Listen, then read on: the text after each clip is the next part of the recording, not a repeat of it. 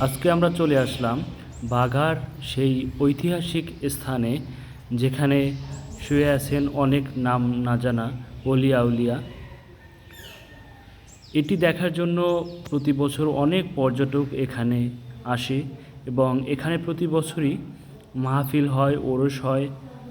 তো আপনারা যারা এখনও এই জায়গাটি দেখেননি, তারা সবাই এখানে আসতে পারেন। এবং এছাড়াও এখানে আছে বাঘা মসজিদ, আরও অনেক দর্শনীয় স্থান, বাঘা দিঘি সহ অনেক প্রাচীন স্থাপত্য।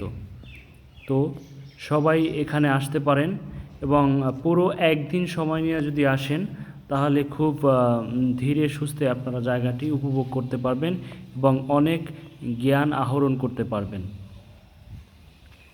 তো আপনারা দেখতে পাচ্ছেন এখানে অনেকগুলো মাজার আছে এবং প্রত্যেকটি মাজারই বাদাই করা, এবং পাশেই আছে খাদেমদের বসার স্থান।